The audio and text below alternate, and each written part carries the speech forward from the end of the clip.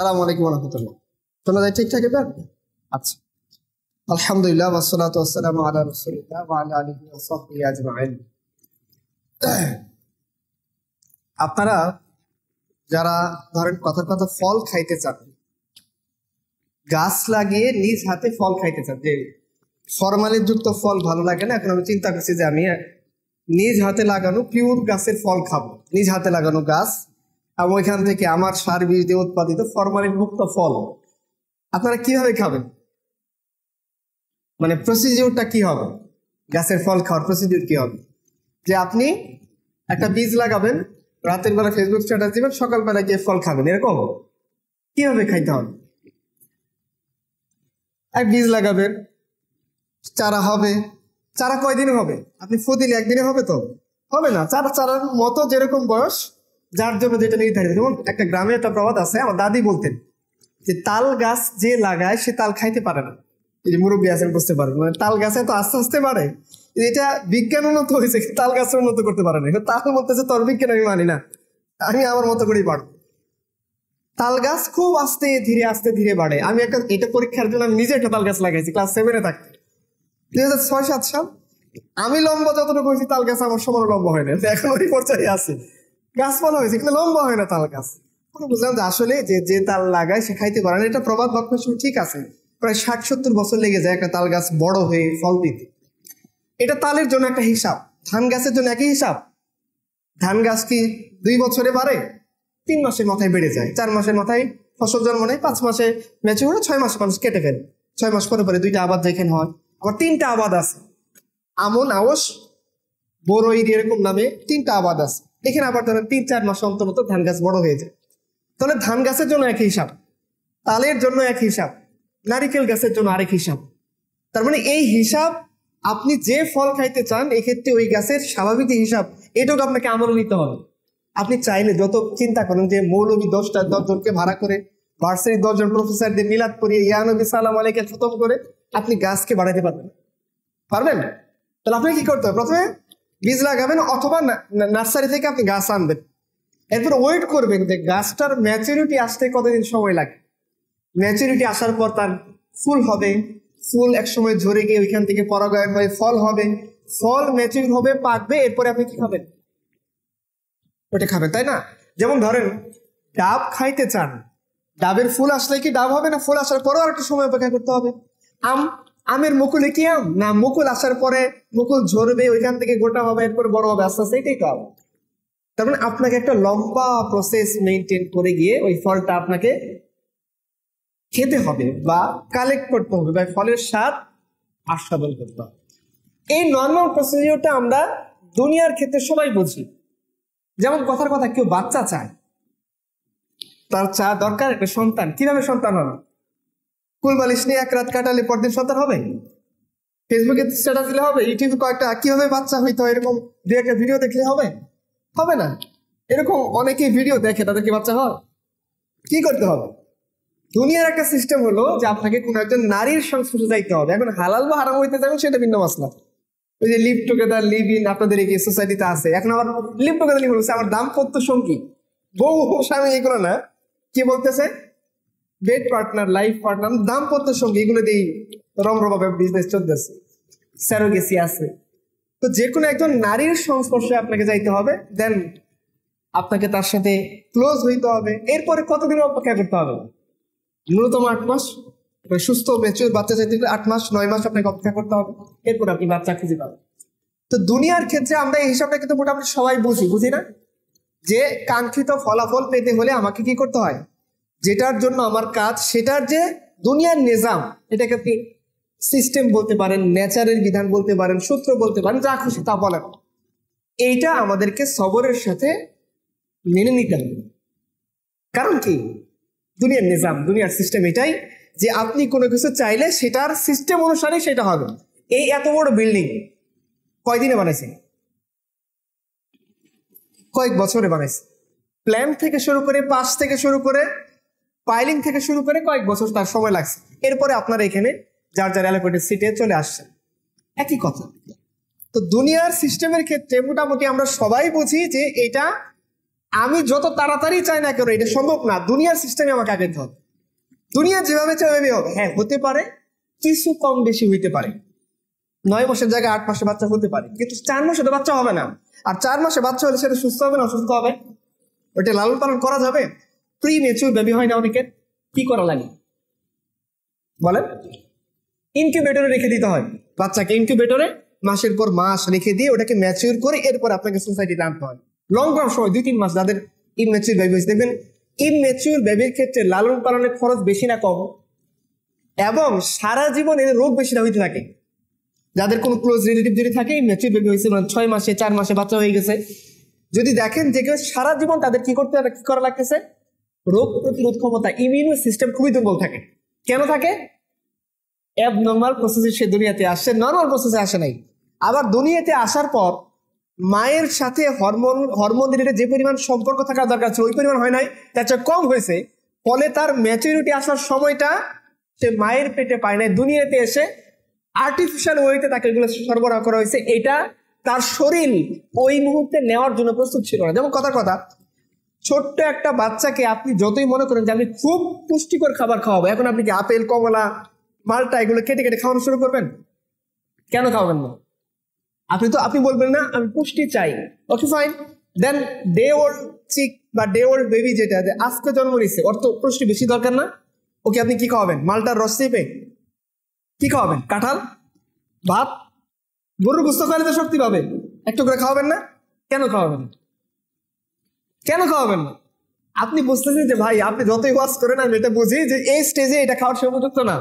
গরুর গোশত খাওয়ার জন্য ন্যূনতম তার দাঁত হইতে হবে, অথবা কমপক্ষে 1 বছর 2 বছর যাইতে হবে যে মা পিছিয়ে তাকে খাইয়ে দিবে। এই পর্যায়ে যাওয়ার আগে আপনি যতই আমাকে ওয়াজ করে বলেন যে গরুর গোশত ভালো, আমি খাইয়ে তার জীবনটা ধ্বংস করতে, ওই মুহূর্তে গরুর গোশত খাওয়ালে বাচ্চা বাঁচবে না, মরে যাবে। কেন? গরুর গোশত তো পুষ্টিকর খাবার নয়, কেন মরবে? আপনি তো বলতেছেন যে যারা জিম করে কি খায়, যত করে জিম তত খায় ডিম, তাই না? ডিম খাইতে পারবেন? খাওয়াইতে পারবেন বাচ্চাকে? ঠিক আছে, একটা ডিম গুটে একেবারে দুধ দিয়ে ই করে ফিডারে ভরে বাচ্চাকে খাওয়াবো, তাহলে আমার বাচ্চা পরের দিন একবার পুরুষের মতো পরের দিন বিয়ে করতে চলে যাবে? হবে সম্ভব? পসিবল না। আপনি বলেন যে ভাই এগুলো অনেক গল্প হিসেবে সুন্দর, বাস্তব জীবনে এটার কোনো অ্যাপ্লিকেশন নাই। আর আমি যদি অ্যাপ্লাই করতে যাই বাচ্চার জীবনও শেষ, বাচ্চার বাপ মার জীবনও শেষ। কি বলবো, হাই কি করলাম, অতি বোঝে। এটা সবাই বোঝে। আমার এই আলোচনার মূল বার্তা কি, যে এটা সবাই বোঝে যে দুনিয়ার ক্ষেত্রে আমি যদি কিছু চাই আমাকে একটা প্রসিডিউর মেনটেন করতে হয়, এবং সেটা দুনিয়া যেভাবে সেট আপ করে দিয়েছে ওইভাবেই আমাকে আগাইতে হয়। আনফরচুনেটলি আমরা দিনের ক্ষেত্রে এটা বুঝতে চাই। খুবই অবাক লাগে আমরা যারা ম্যাচিউর মানে কি, ম্যাচুরিটির সংজ্ঞা মানে কি, বিশেষ পাওয়ার পরে ম্যাচিউর হয়, তাই তো? বিয়ে করার পর বা আকল দাঁত 32 হওয়ার পর আমরা ভাবছি আকল দাঁত, মানে এর আগে তার আকলই নাই, ব্যাক করছে। এরকম কি বিষয়টা আছে? 32 দাঁত না হলে সে ইমেচিউর পারসন? এরকম না। ইসলামের ম্যাচুরিটির সংজ্ঞা কি? ওই যে যেটা কারণে সকালবেলা গোসল করছেন ওইটাকে, তাই না? কিন্তু আমাদের দেশের আইন অনুসারে ম্যাচুরিটির সংখ্যা কি? 17 বছর 11 মাস 28 দিন ইমেচিউর। একদিনে হুট করে যে জগতের এমন উল্টা পাল্টা গেল, পরদিন দেখে ম্যাচিউর। বুঝেন? একদিন আগে সে কি, সে কোনো কনসেন্ট দিতে পারবে না, তার বিয়ে হইতে পারবে না, সে সম্পত্তিতে ভাগ পাবে না। একদিনের ব্যবধানে সে রাতারাতি কি এমন পরিবর্তন ঘটলো, সেকুলারিজম তার মধ্যে এমন মেশিনারি ঢুকে দিয়েছে, একদিন পরে সেবা চলে গেছে। এই হলো সিস্টেম। যে ফিজিওলজিক্যাল যে আপনার অন্য বিজ্ঞান, আচ্ছা বিজ্ঞান দিয়ে আপনি 18 বছরের যে ম্যাচুরিটি এটাকে প্রমাণ করে দেন, যে বিজ্ঞান দিয়ে সত্যযুদ্ধ একটা বিষয়। 17 বছর 11 মাস 27 দিন ইম্যাচুরিটি বিজ্ঞান দিয়ে প্রমাণ করেন। আপনি আমাকে বিজ্ঞানের কথা খুব বেশি বলেন না, আপনি এটা প্রমাণ করেন। আর আমি বলছি যে না, এই ডে ওল্ড মান এটার সাথে আমার কোনো সম্পর্ক ফিজিওলজিক্যাল সাইকোলজিক্যাল পরিবর্তনের সাথে। যখন তার শরীরের সাক্ষ্য দিচ্ছে সে ম্যাচিউর, তার মানে সে ম্যাচিউর। কোনটা বেশি বিজ্ঞান? যে ফিজিওলজিক্যাল সাইকোলজিক্যাল এটার পরিবর্তনের সাথে ম্যাচুরিটি পাবেন এটা, নাকি 17 বছর 11 মাস 27 দিন ইম্যাচিউর, একদিন পরে সে ম্যাচিউর? এটা বেশি বিজ্ঞানসম্মত। দেখেন যেটা ভালো মনে করেন। আচ্ছা, তাহলে আমরা যদি সত্যিকার অর্থে দুনিয়ার ক্ষেত্রে হিসাবটা বুঝে থাকি, দিনের ক্ষেত্রে আমাদের হিসাবটা বোঝা দরকার না? যে আমরা সবাই এখানে যারা আছি, যে ঘরানারই হন, এখানে নানান ঘরানার মানুষ থাকেন, এটা বাদ দেন। আমরা যদি সবাই ইসলামিক ঘরানা হই, ইসলামিক ঘরানা হইলে আমাদের আলটিমেট লক্ষ্য কি? দিনের বিজয়। যেভাবে ধরুন যারা ডেমোক্রেসিকে বাধ্য হয়ে করেন, নানাভাবে করেন, বা এর বাইরে তবলিগুলো, আমাদের তবলিগের ভাইরা, আরো যত ভাই আছেন, যত ঘরনা, সবার মৌলিক উদ্দেশ্য কি? দিনকে বিজয় করা। বাট আমাদের স্ট্র্যাটেজি, কৌশল, কেউ সুন্নাহ অনুসারে কাজ করে, কেউ বলে যে না জায়েজ পদ্ধতি অনুসারে কাজ করবে। এই আলোচনায় আমি যাচ্ছি না, বাট সবার মৌলিক লক্ষ্য কি? দিনকে বিজয় করা। এখন দিনকে বিজয় করার কি কোনো সুন্নাহসম্মত কিছু মাপকাঠি নাই?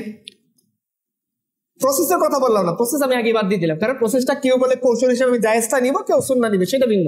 বাট এই যে আপনি জায়েজ নেন বা সুন্নাহ নেন, এইটার কি একটা আছে না, আল্লাহর দেওয়া কিছু মেকানিজম আছে না, কিছু সূত্র আছে না, যে এইভাবে সেটা কাজ করে করে আপনি আস্তে আস্তে ফাইনাল যে ফল, পাকা ফসল, পাকা ফল, টসটসে জাম্বুরা, টসটসে লেবুটা যে আপনি পাবেন, এটার জন্য একটা mechanism, procedure, stage, segment, step 1, step 2, step 3 এরকম আছে। এটা তো বিশ্বাস করতে হবে আমাদের। এটা বিশ্বাস কেন করতে হবে?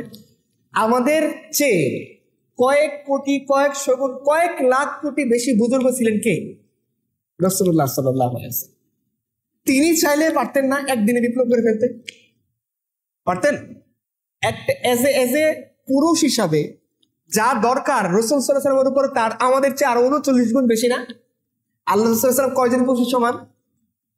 40 জন পুরুষের। ম্যাচুরিটির দিক থেকে তিনি সবচেয়ে ম্যাচিউর পারসন, সম্মানের দিক থেকে সবচেয়ে বড় সম্মানওয়ালা, চেহারার দিক থেকে সবচেয়ে বেশি সুদর্শন, কণ্ঠের দিক থেকে সবচেয়ে বেশি মায়াবী। এমন কোন গুণ আছে যেটা তার মধ্যে কম আছে? কোন দিক থেকেই না। আপনি সমস্ত নবীর সবচেয়ে ভালো গুণটা নেন, আর মুহাম্মদ রাসূলুল্লাহ সাল্লাল্লাহু আলাইহি ওয়াসাল্লামের কাছে আসেন, দেখবেন সবকিছু আল্লাহ তাআলা ওনার মধ্যে একসাথে করে দিয়েছেন, একীভূত করে দিয়েছেন, ঘনীভূত করে দিয়েছেন। কার মধ্যে? বুজুর্গি। আল্লাহ রাসূলের চেয়ে বুজুর্গ বড় কেউ আছে? কষ্ট।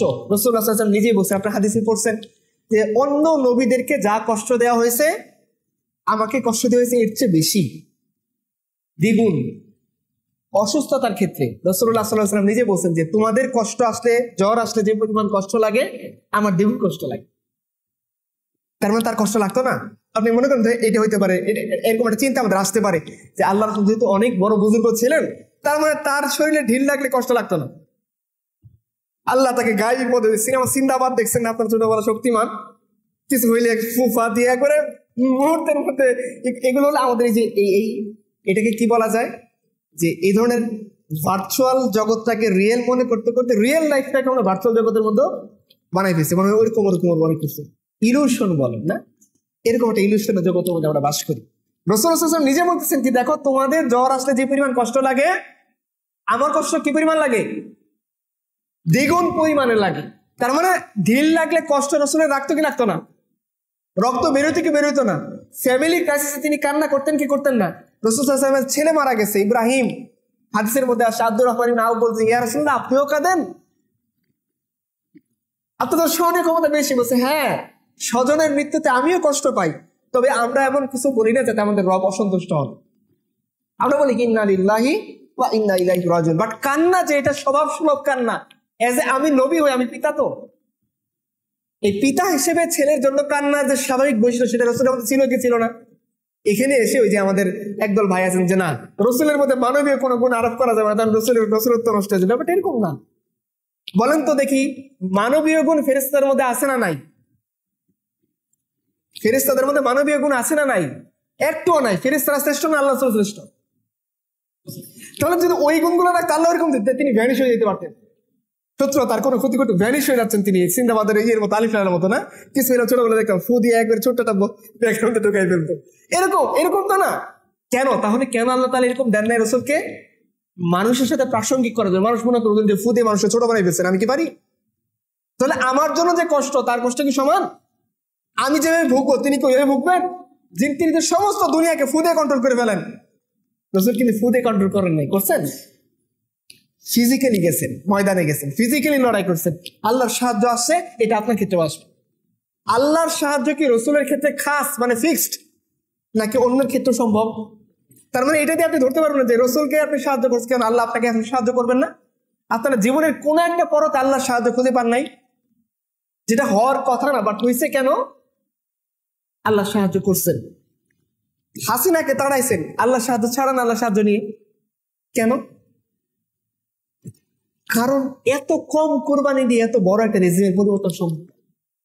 তার কাছে ওয়েপন্স আছে, তার কাছে র্যাব আছে, তার কাছে আর্ম ফোর্স আছে, SSF আছে, আরো কত DGFI আছে, এত কিছু। এটা যুগে যুগে আপনারা দেখছেন, আমি সেদিকে যাচ্ছি না। বাট আমি কি বলতেছি যে এই যে দুনিয়ার ক্ষেত্রে রাসূলুল্লাহ সাল্লাল্লাহু আলাইহি ওয়াসাল্লাম এই প্রসিডিউরের জন্য সবর করছেন কি করেন নাই? তিনি মক্কায় তার দিনের দাওয়াতি কাজ শুরু করছেন কতদিন থেকে? নবুয়তের প্রথম দিন থেকেই। প্রথমে দিয়েছেন 3 বছর গোপনে দাওয়াত, এরপর থেকে আরো 10 বছর তিনি কি দিয়েছেন? প্রকাশ্য দাওয়াত মাক্কি জীবনে। বলেন আউটকাম কতজন সীমান্ত বলতেছে? সিরাত তো মোটামুটি পড়ছেন, বলেন একটা অ্যাপ্রক্সিমেট সংখ্যা বলেন। 200 নিচে, 200, কেউ বা 80, 84, 120, 200 নিচে। কত দিনে?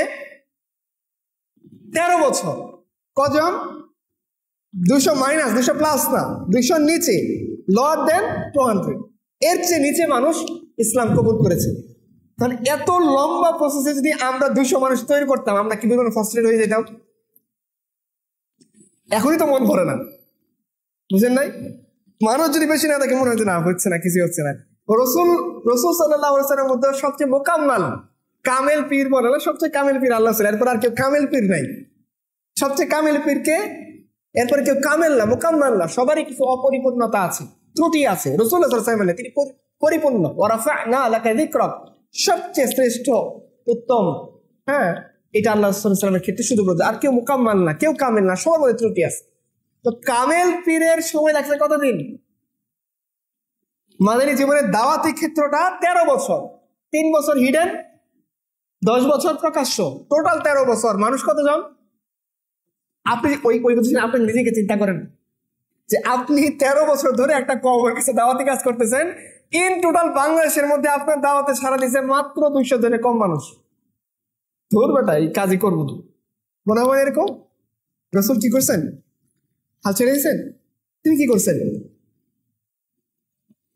তার কাজে তিনি এগিয়ে গিয়েছেন সামনের দিকে। তাকে আল্লাহ তাআলা যে রেসপন্সিবিলিটি দিয়েছেন সেটার জন্য তিনি এগিয়ে গিয়েছেন, এবং তিনি বারবার মানে তারও মনের ভিতরে আল্লাহ বলছে, দেখো তুমি হেদায়েতের জিম্মাদার না, তুমি চাইলে মানুষকে ভালো পথে এনে ফেলবে, এটা তোমার পক্ষে সম্ভব না। এই দায়িত্ব একমাত্র আল্লাহ। তোমার কাজ কি? তোমাকে আল্লাহ জিজ্ঞাসা করবেন তুমি নবুয়তের জিম্মাদারি আদায় করছো কিনা, বাস এতটুকু, এর বাইরে আর কিচ্ছু না। তোমার বাপ মুসলমান হয়েছে কিনা, তোমার মা মুসলমান হয়েছে কিনা, তোমার সমাজ দাওয়াত অ্যাকসেপ্ট করছে কিনা, এগুলো আল্লাহ তাআলা তোমাকে জিজ্ঞেস। অনেক নবী দুনিয়াতে আসছেন, তাদের কোনো উম্মত নাই, এটা আপনারা জানেন? আল্লাহ রাসূল বলছেন, আমি না। রাসূলুল্লাহ সাল্লাল্লাহু আলাইহি ওয়াসাল্লাম কি বলছেন? অনেক নবী কিয়ামতের দিন দাঁড়াবে যার কোনো উম্মাহ, অনুসারী, ফলোয়ার থাকবে না। ওই নবীরা নিশ্চয় নাকামিয়াব, ব্যর্থ, লুজার, নাউযুবিল্লাহ। না, নবী উনি কামিয়াব, উনি সফল, উনি সাকসেস পারসন। বাট তার যে অনুসারী নাই, তিনি কিভাবে সফল হলেন? কিভাবে সফল হয়েছেন? কোন পাকা ফল তো তার হাতে নাই। তাকে আল্লাহ পাকা ফল পর্যন্ত যাওয়ার কথা বল, তোমাকে বলছে তুমি বীজ লাগাও, তোমার দায়িত্ব এটাই। গাছ হবে কি হবে না এটা আল্লাহর জিম্মা। আপনি অনেকগুলা চারা রোপণ করলেন, এখানে সবই হবে না হবে না এটা ঠিক করবেন কে? আপনার দায়িত্ব, আপনি গাছ লাগান। রাসূল সাল্লাল্লাহু আলাইহি ওয়াসাল্লাম হাদিসের কাছে ফিরে যান, উনি বলছেন দেখো তোমার হাতে একটা গাছ আছে, কিয়ামতের সিমটম শুরু হয়ে গেছে, তুমি বুঝে ফেলতেছি কিয়ামতের আলামত, যে কুবরা বড় বড় আলামত শুরু হয়ে গেছে, কিয়ামত হয়ে যাবে। তোমার দায়িত্ব যে তুমি বৃক্ষটা রোপণ করো, কিয়ামতের আল্লাহ তাআলা তোমাকে সদকা জারিয়া সব দিয়ে দিবেন। বাট আপনার দায়িত্ব গাছ হওয়া পর্যন্ত অপেক্ষা করা না, যে গাছ বানাবো, গাছ বড় হবে, ছায়া দিবে, পশু পাখি আশ্রয় নিবে, এরপর আপনি সদকা, না, দরকার নেই। আপনি ইমিডিয়েট আপনার রেসপন্সিবিলিটিটা ফুলফিল করেন, এর বদলা কে দিয়ে দিবেন? ফুল বদলা দিবেন আল্লাহ তাআলা, যে তুমি সদকায়ে জারিয়ার যে সওয়াবটা সেটা গাছ লাগানোর মাধ্যমে পেয়ে যাবে, তোমার ফলের জন্য অপেক্ষা করার কোনো দরকার। তাহলে দুনিয়ার ক্ষেত্রে আমরা অনেক সিস্টেম, অনেক নিয়ম সবর করতে পারি। বিসিএস পরীক্ষা যে লেন্দি, এই ব্যাপারে কারো দ্বিমত আছে? প্রাইভেট পরীক্ষাগুলো, যেমন প্রাইভেট নিয়োগের পরীক্ষা যেগুলো বিভিন্ন কোম্পানিতে, এগুলো খুব শর্ট প্রসেস, আজকে দিবেন কালকে হয়ে যেতে, বাবা আপনাকে সরাসরি বলে দেবো ঠিক আছে আমরা আপনাকে অ্যাকসেপ্ট করতেছি, আপনি কাল থেকে জয়েন করেন। এটা পসিবল, এটা রিয়েলিস্টিক। বাট বিসিএস কি এরকম রিয়েলিস্টিক? এভাবে যদি চিন্তা করেন এটা কি রিয়েলিস্টিক হবে যে ঠিক আছে আমি আজকে দিব? না, ওর ধাপই তো অনেকগুলো। প্রথমে আপনি কি দিবেন? প্রিলি দিবেন, এরপরে কি দিবেন? রিটেন দিবেন, এরপরে কি দিবেন? এরপরে গেজেট, এরপরে আপনার পোস্টিং এর জন্য আরো আপনাকে 1-1.5 বছর, তারপরে পুলিশ ভেরিফিকেশন। তার মানে এই প্রসেসটাই তো লেন্দি। আমার কথা বুঝেন নাই? মানে বিসিএস এর প্রসেসটাই কি ইটসেলফ লেন্দি একটা প্রসেস, এটা আপনি জানেন কি জানেন না? কেউ কি বিসিএস ঢুকে মনে করে সে আজকে বিসিএস দিয়ে কালকে পাবে? কেউ এটা মনে করে না। সে ম্যারাথন দৌড়ের মতো একটা স্বীকার করে যে না, এটা অনেক লেন্দি প্রসেস, আর আমাকে ধীরে সুস্থে এগিয়ে যেতে হবে, তাই না? যারা বিসিএস দেয় তাদের আশেপাশে কি থাকে? শেখ মুজিবের 7ই ভাষণের কয়টা তৎসম শব্দ আছে? চর্যাপদের টেন্ডন বা করি বা ভুসুকি বা কয়টা করে, এই তো বিষয়, তাই না? এই জায়গায় এবং সে এইটার জন্য প্রস্তুত যে আমাকে একটা ম্যারাথন রেসের মধ্যে লম্বা সময় নিয়ে স্টেমিনা নিয়ে আস্তে আস্তে আস্তে আস্তে আমাকে কি করতে হবে? দৌড় দিতে হবে। সে কিন্তু শর্ট রানে খেলতে আসে নাই, শর্ট ক্রিজ না, লং ক্রিজের খেলা, লম্বা সময় ধরে খেলা, টেস্ট ম্যাচ, ওয়ানডে না, টি20 না, এটা কি টেস্ট ম্যাচ। সে একটা লম্বা সময় নিয়ে খেলবে, এটা প্রিপারেশন তার থাকে না? বলেন, আমরা দিনের বিজয়ের জন্য এখন কি জিহাদকে বেছে নিছি না দাওয়াতকে বেছে নিছি? এখানে যারা আছেন মোটামুটি সবাই তো দাওয়াতি কাজের কথা বলি। দাওয়াতি কাজটা লেন্দি না short time, within short time? রাসূল সাল্লাল্লাহু আলাইহি ওয়াসাল্লাম দাওয়াতি জীবন কোনটা? মাক্কি জীবন, পুরোটাই দাওয়াতি জীবন। এরপরে তিনি মাদানী লাইফে স্টেবল হয়েছেন। এরপরে কি তিনি দ্বিতীয় হিজরি থেকে কি করেছেন? মানে এখানে 13 বছর 14 বছরের পরে থেকে তিনি কি করছেন? জিহাদের কাজ শুরু। এখানে তো আমরা মোটামুটি কেউ জিহাদ করতেছি না। কারো কাছে AK-47 থাকলে বলেন, নাই। সবাই আমরা কি দাওয়াতের ক্ষেত্রে বিভিন্ন ওয়েতে, তবলিগের ওয়েতে, মিলাদ মাহফিলের ওয়েতে, ওয়াজের ওয়েতে, সেমিনারের ওয়েতে, বিভিন্ন ওয়েতে আমরা কি করতেছি? দাওয়াতি কাজ করতেছি, তাই না? দাওয়াতি কাজটা ম্যারাথন দৌড়ের মতো। রাসূলুল্লাহ সাল্লাল্লাহু আলাইহি ওয়াসাল্লাম দেখেন, 13 বছরের মেহনতের ফসল কত? 200 জন, 200 জনের কম। 13 বছরের পরে রাসূল সাল্লাল্লাহু আলাইহি ওয়াসাল্লাম মাদানী জীবনে কতদিন থাকছেন? 10 বছর। 10 বছরের অর্জন কত? 6 লাখের বেশি সাহাবী। আপনি বুঝতে পারছেন? আবার বলছেন যে 13 বছর মেহনতের ফসল কত? রাসূল কি ব্যর্থ? নাউজুবিল্লাহ, না, রাসূল সবচেয়ে সফল, নবীদের মধ্যে সবচেয়ে সফল। যদি বলেন মানুষের মধ্যে হিস্ট্রিতে আসমান জমিনের সবচেয়ে প্রিয় ব্যক্তিকে আল্লাহর কাছে সবচেয়ে সফল ব্যক্তির কাহিনী আপনাকে বলতেছি। দুনিয়ার মানদণ্ডে আমরা হলে কি বলতাম? না, উনি ব্যর্থ মানুষ। 13 বছরে বাট আমি দাওয়াত দিল তো আমার এই যে মূর্খ পীরেরা মেহনত করে মাজার বোঝা, আর 200 জনের বেশি মুরিদ নাই। আপনি গোলাপ শাহ মাজারে যান, ওর ইনকাম বেশি, বেশি না? সাধু যে কোনো কাপড় চোপড় নাই, ওর মুরিদ নাই, 200 জনের বেশি নাই। অনেক শিক্ষিত রাজারবাগির মুরিদ আছে না, দেওয়ানবাগির মুরিদ। আপনি জানেন এই লোকটা বন্ধ, আর বড় পেট ছাড়া আর কিছুই নাই, পেটের মধ্যে কোনো ইলমি নাই, খালি বড় পেটটা আছে, আর কিছু নাই। এটা আপনি জানেন, অনেক এডুকেটেড পারসন ঢুকায় পড়ে যায়। ওরও তো 200 জনের বেশি মুরিদ আছে না? তাহলে ও সফল, ওর দাওয়াত সফল না রাসূলুল্লাহ সাল্লাল্লাহু আলাইহি ওয়াসাল্লাম দাওয়াত সফল? বল। মাক্কি জীবন 13 বছর, 13 বছরের দাওয়াতে 200 জনের কম, আর রাজারবাগির দেওয়ানবাগির দাওয়াতে 2 লাখের বেশি মানুষ। কার দাওয়াত সফল? রাজারবাগি না আল্লাহ রাসূল সাল্লাল্লাহু আলাইহি ওয়াসাল্লাম? রাসূলুল্লাহ সাল্লাল্লাহু আলাইহি ওয়াসাল্লাম সফল কিভাবে?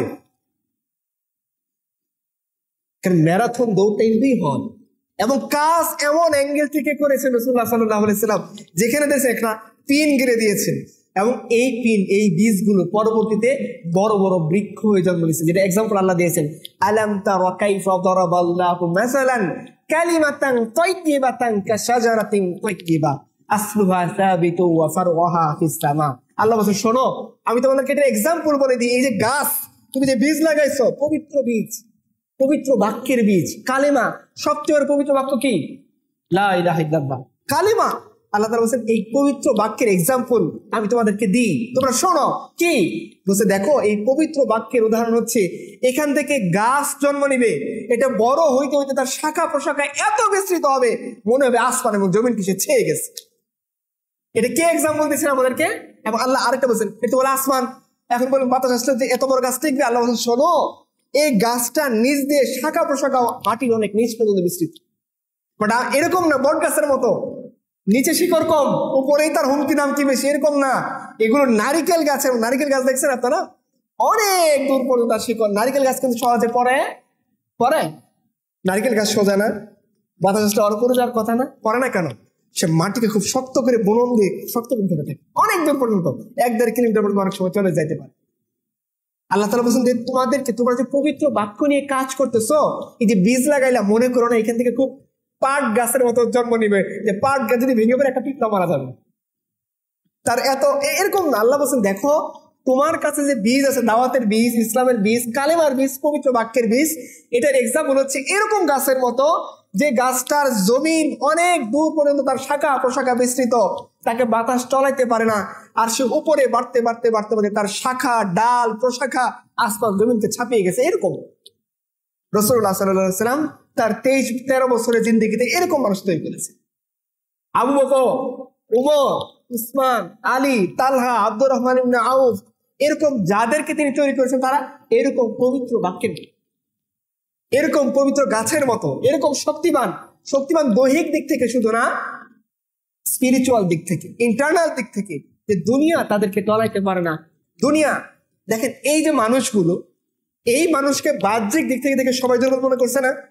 রোমান হিস্ট্রি আপনারা পড়েছেন, সাহাবায়ে কেরাম যখন রোমে ঢুকলেন, যখন রিবি ইবনে আমর রোমানদের কাছে নেগোসিয়েশনের জন্য কথা বলার জন্য গেলেন, তাকে দেখে দুর্বল মনে করছে না যে তোমার ঢুকতে দিব, তোর মতো কামনারে আমরা ঢুকতে দিব না। হ্যাঁ, স্মার্ট হয়ে প্রটোকল। আমাদের তুমি চিফ এক্সিকিউটিভের সাথে, সেনাপতির সাথে, সেনাপতির সাথে তো আপনি লুঙ্গি পরে দেখা করতে পারবেন, প্রটোকল আছে। আপনাকে লুঙ্গি খুলে কি করতে হবে? তখন আর কিন্তু বাঙালিরা চলবে না, বাঙালির কাপড় খুলে আপনাকে পাঞ্জামা পড়তে হবে। প্রটোকলের জন্য কি করে ফেলে তারা? বাঙালিয়ানাকে ন্যাংটা করে ফেলে, তাই না? এই যে ওদের আর ইমান টিমান তখন থাকে না, তখন প্রটোকল। এই কথা আমরা বললে আবার সমস্যা।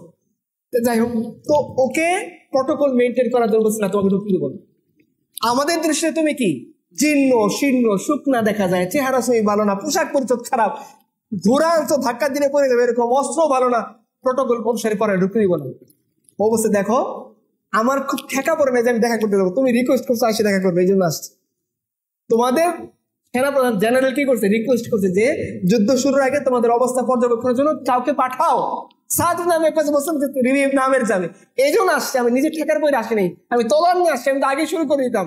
কিন্তু আমাদের রসুল বলছেন 3 দিন ওয়েট করার জন্য। আমাদের রসুল বলছে সর্বোচ্চ কয়দিন ওয়েট করতে পারবা? 3 দিনে। যেন সর্বোচ্চ 3 দিন ওয়েট করতেছি, এর মধ্যে তোমাদের পক্ষ থেকে দাওয়াত পৌঁছেছে, দেন আমি এটি অ্যাকসেপ্ট করে আসি। আমার কোনো ঠেকা পড়ে নাই যে আমি প্রোটোকল মেনটেন করে যাবো, ঢুকতে দিলে না দিলে এখান থেকে চলে যাবো। তার মানে দুনিয়ার দৃষ্টিতে তারা দুর্বল ছিলেন না, সবল। দুনিয়ার দৃষ্টিতে যখন রোমান সম্রাট ভীতিকর অবস্থার মধ্যে পড়ে, কন্টিনিউয়াস লড়াই 6-7 দিন চলে যাচ্ছে, সে পরাজিত হয়। সে চিঠি লিখছে চীনের সম্রাটকে, বিদায় হাতে ঘটনাটা আছে।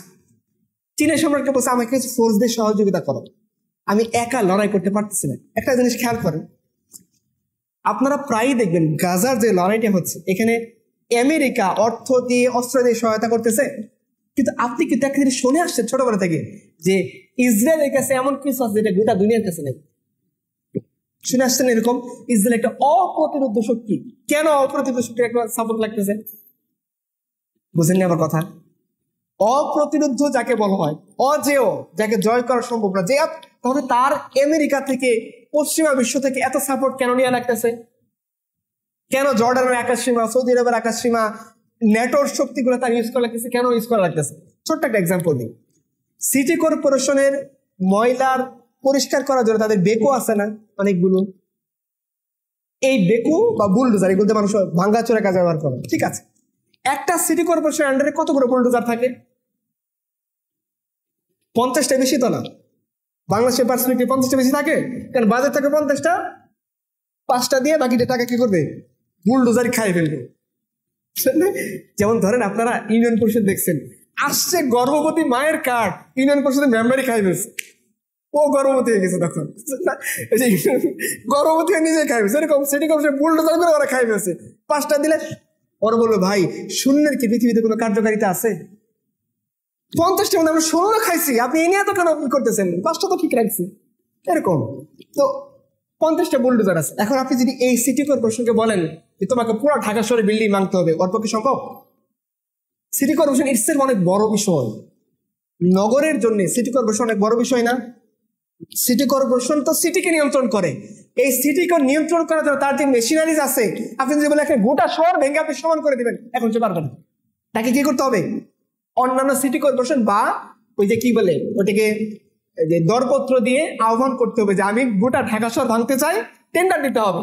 তখন তাকে অন্য বিভিন্ন কোম্পানি সেগুলো সহযোগিতা নিতে হবে। তখন বাংলাদেশের কোম্পানি পারবে না, বিদেশ থেকে বিভিন্ন কোম্পানি সে কি করবে? বাংলাদেশে অনেক কোম্পানি যারা কনস্ট্রাকশন কাজ করে, কিন্তু পদ্মা শুধু বানাতে যায়, এরা পারে? তাদের ওরকম ম্যান পাওয়ার নেই, ওরকম মেশিনারিজ নাই। তখন তাকে কি করতে হয়? বিদেশের বিভিন্ন জায়ান্ট কোম্পানিগুলোকে এই দরপত্রে বিজ্ঞপ্তি দিয়ে টেন্ডার দিয়ে দিতে হয়, তখন তারা কাজ করে দেয়। আচ্ছা, তাহলে এখন যদি আপনি সিটি কর্পোরেশনকে বলেন যে তোমার যা মজুদ আছে এই বুলডোজার দিয়ে তুমি গোটা ঢাকাকে ভেঙে দাও, গোটা জাহাঙ্গীরনগরকে ভেঙে দাও, সে পারবে না। তার জন্য কি লাগবে? ইসরায়েল যতই অপ্রতিরোধ হোক, সে গোটা গাজাকে হত্যা করার জন্য তার পর্যাপ্ত ফোর্স নেই। ফোর্সের একটা সীমা আছে। আপনি গাজার 2000 বাড়ি ভাঙতে পারবেন, কিন্তু গাজার 2 কোটি বাড়ি ভাঙতে তো আপনার ফোর্সে কুলাবে না। যতই ফোর্স চাই, এটা সীমাবদ্ধতা। বুঝতে পারছেন? এটা হল সীমাবদ্ধতা। সো আমি যেটা বলতেছি যে আপনারা যদি সত্যি চিন্তা করেন যে আপনি কোনো কিছু করতে যাবেন, আপনাকে সীমাবদ্ধতার সামনে রাখতে হবে। এরকম সীমাবদ্ধতা রাসূলুল্লাহ সাল্লাল্লাহু আলাইহি ওয়াসাল্লাম যে বৃক্ষগুলো নির্মাণ করছিলেন তাদের ছিল না। তারা বাইরে থেকে মনে করতেছে কি খুবই দুর্বল, চিহ্ন শূন্য। এই মানুষগুলো দিয়ে কি হবে বলেন তো? বিলালকে কেন পিটানো হয়েছে? তিনি শক্তিশালী এই কারণে না তিনি দুর্বল এই কারণে? তিনি কি ওই যে আমাদের প্রচুর সিনেমার নায়ক দেখছেন না, গুন্ডা যত ছোটবেলায় কি দেখছেন আপনারা? আমি ছোটবেলা একটা মানে ইয়ের কথা মনে পড়তেছে, গুলি করতেছে, ও লাঠি ঘুরাই গুলি দেখছেন, এরকম ভংচং অনেক কাহিনী। বলেন লাঠি দিয়ে, বাঁশের লাঠি দিয়ে গুলি ফেরানো যায়? কেন যায় বলেন? ওইখানে সিনেমাতে কেন যায়? কারণ সিনেমার স্ক্রিপ্ট কে লেখেন? পরিচালক লেখেন। উনি যদি চায় নায়ক মারা যাবে তাহলেই মরবে, এছাড়া মারা সম্ভব না। এরা কি মারা সম্ভব? সম্ভব না। তো উনি ঠিক করে রাখছে যে নায়ক বাঁচবে, আর বাঁচবে কিসের মাধ্যমে? এটা রিয়েলিস্টিক হোক বা না হোক, স্ক্রিপ্ট এমনি লেখা আছে। তো এরকম তো দুনিয়া যখন চীন সম্রাটের কাছে চিঠি লেখা হলো, চীন সম্রাট বলছে তাদের বৈশিষ্ট্য বলো। বলছে তারা দেখতে খুব জীর্ণশীল, ভালো পোশাক নাই, well get up set up নাই, পেশাদার সংঘবদ্ধ, এরকম আমাদের মতো সেনাবাহিনী নাই, লাখ তো নাই, কয়েক হাজার। তোমরা আমাদের 2 লাখ, ওদের 30,000। এত ব্যবধান কত হইলো? ইস্টু করে যদি করে কত জনের পিছিয়ে কতজন করবে?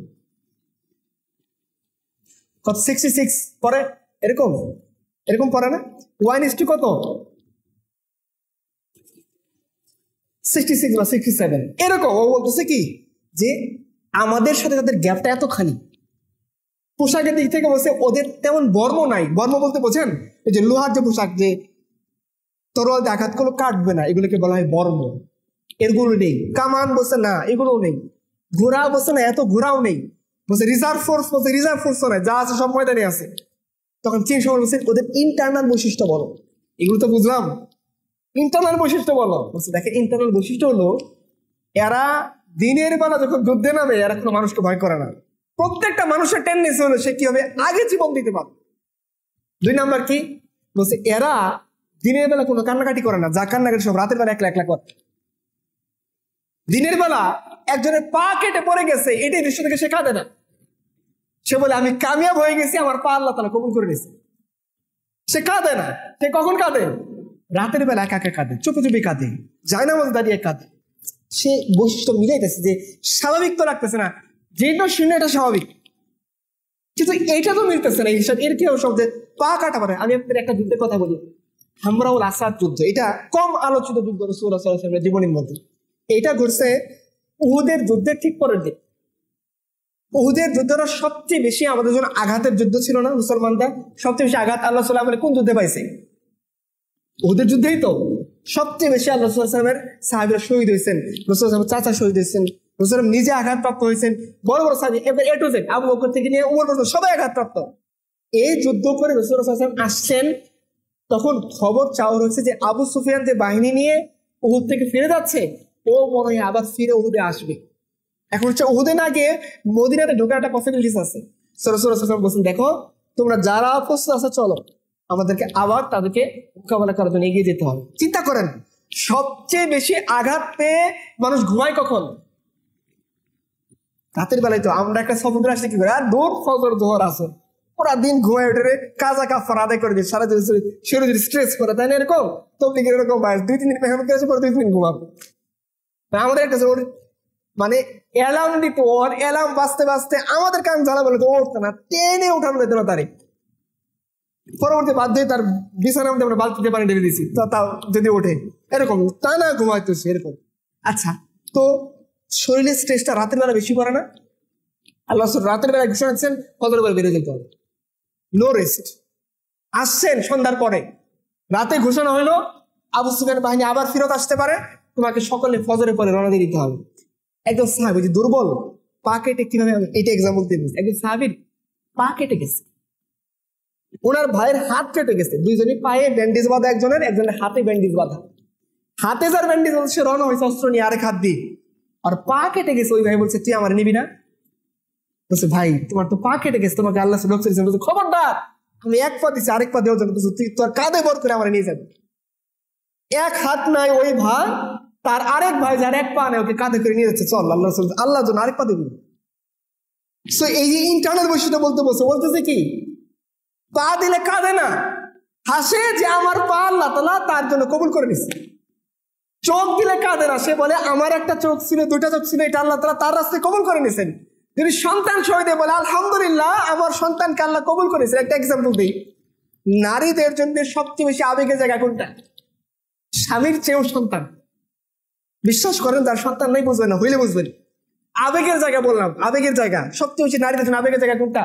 সন্তান। তার মধ্যে বাচ্চা সন্তান বেশি আবেগের জায়গা। রাসূলুল্লাহ সাল্লাল্লাহু আলাইহি ওয়াসাল্লামের যুদ্ধের পরে কাদিসিয়ার যুদ্ধের সময় খানসা রাদিয়াল্লাহু আনহা, তবলিগের ভাইদের কাহিনী মুখস্থ থাকার কথা, কিতাবের মধ্যে আছে। খানসা রাদিয়াল্লাহু আনহা উনি তার 4 সন্তানকে বসে বলছেন, দেখ, উনি বিধবা ছিলেন, ওনার স্বামী অনেক আগে চলে গেছে।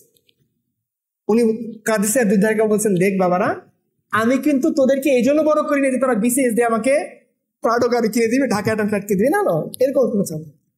তোদের ইনকাম খাওয়ার জন্য না, তোদের কাছ থেকে কোনো সুবিধা নিয়ে ভালো থাকার জন্য না, আমার ফিউচার সেফটির কথা চিন্তা করে আমি তোদেরকে লালন পালন করিনি। একটাই উদ্দেশ্য ছিল, এবং সেই উদ্দেশ্যটা কালকে বাস্তবায়ন হবে। আমি চাই তুই আমার 4 সন্তান আল্লাহর জন্য কালকে শহীদ হবি, আর আমি আল্লাহর কাছে দাঁড়াই বলবো, আল্লাহ আমার 4 জন সন্তান ছিল, এটা তোমার রাস্তায় কোরবানি করে দিচ্ছে। কে বলছে? বিধবা। এরকম আর স্বামী আছে, আরো সন্তান আছে, 4 জন সন্তান, বিধবা, অসহায়।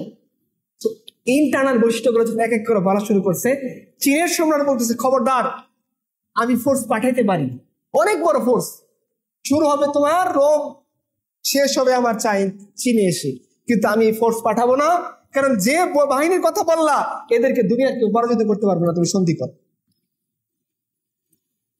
আলাম তারা কাইফা দারাবাল্লাহু মাসালান কালিমাতান তাইয়্যিবাতান কাশাজারাতিন তাইয়্যিবা। এই যে শাজারাতিন তাইয়্যিবার কথা আমি বলতেছি, আল্লাহ তাআলা যে এমন বাহিনী আল্লাহ রাসূল রেডি করছেন, এমন 200 জন মানুষ প্রস্তুত হয়েছে, যেদিকে গেছেন দুনিয়াকে সমান করে দিচ্ছেন, দুনিয়া তাদের সামনে দাঁড়িয়ে পারবে না, সমান করে দিচ্ছেন। সালমান ফারিসি রাদিয়াল্লাহু একটা কথা উনি বুঝেন, দেখেন যে এই উম্মতে মুহাম্মাদীকে আল্লাহ তাআলা এমন শক্তি দিচ্ছেন যে এদের জন্য যেমন স্থলভাগ স্থলভাগ তো আমাদের অনুগতই, আমরা গাড়ি নিয়ে স্থলভাগ দিয়ে, জলভাগ তো আমাদের অনুগত না।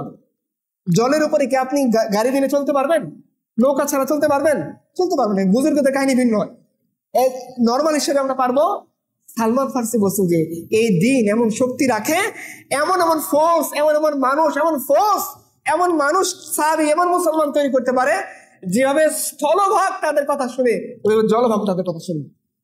সাদ ইবনে আবি ওয়াক্কাস তার সেনাবাহিনী ফোর্সকে পার করছেন ব্রিজ দিয়ে, সেতু দিয়ে, পদ্মা সেতু, কি দিয়ে? পানির উপর দিয়ে পুরা ফোর্স পার হয়ে গেছে। এই যে সালমান ফার্সির কথা দেখেন। সো এরকম ফোর্স আল্লাহ রাসূল সাল্লাল্লাহু আলাইহি সাল্লাম তার দাওয়াতি মেহনতের মাধ্যমে তৈরি করছেন। কতজন? 200 জনের নিচে। কত বছরে? 13 বছরে। তার মধ্যে 3 বছর বাদ দেন গোপন দাওয়াত, 10 বছর প্রকাশ্য দাওয়াতে মাত্র 200 জনের নিচে মানুষ তৈরি হয়েছে। এই 200 জন নিয়ে যখন আল্লাহ সাল্লাল্লাহু আলাইহি ওয়াসাল্লাম মার্চ করেছেন মদিনায় গিয়ে, এখান থেকে তাদের যখন দাওয়াত শুরু হয়েছে, আরো 200 জনের সাথে আরো এরকম বড় বড় বৃক্ষ, কালিমাতান তাইয়্যিবাতান কাশাজারাতিন তাইয়্যিবা, এই এক্সাম্পলের মতো অনেক পবিত্র মানুষ জড়া হয়েছে। এই শক্তিগুলা যখন একসাথে হয়েছে, 2 লাখের মোকাবেলায় 30,000, বদরে 1000-এর মোকাবেলায় 313, উহুদে 2000-এর মোকাবেলায় এরকম 1000 জনের কম, খন্দকের মধ্যে 10,000-এর মোকাবেলায় 3000। প্রত্যেকটা যুদ্ধে মুসলমানের সংখ্যা কম না বেশি? প্রত্যেকটা যুদ্ধে মুসলমানদের বিজয় না পরাজয়? কিভাবে? এমন মানুষ তৈরি করা হয়েছে যারা বিসিএস ভার্সেস দিনের সময় বিসিএস কে অ্যাকসেপ্ট করে নাই, দিনকে অ্যাকসেপ্ট করে দিচ্ছে। সন্তান ভার্সেস দিন, সন্তানকে অ্যাকসেপ্ট করে না, দিনকে অ্যাকসেপ্ট করছে। ক্যারিয়ার ভার্সেস দিন, নো ক্যারিয়ার, তারা দিনকে অ্যাকসেপ্ট করছে। ধন সম্পত্তি, লাক্সারিয়াস লাইফ। মনে করেন এখানে কেউ আছেন কিনা আমি জানি না, যার বাসা গুলশানে একটা বাসা আছে, বা যার বাবা শিল্পপতি। এই ধরনের মানুষের জন্য কিন্তু টমটম গাড়িতে চড়া কঠিন, বুঝেন নাই? যে থাকে এসি করা রুমে, চলে এসিতে, অফিস এসি, তার জন্য কিন্তু অটোতে চড়ে এই বটতলার খাবার খাওয়াটা কঠিন বিষয়।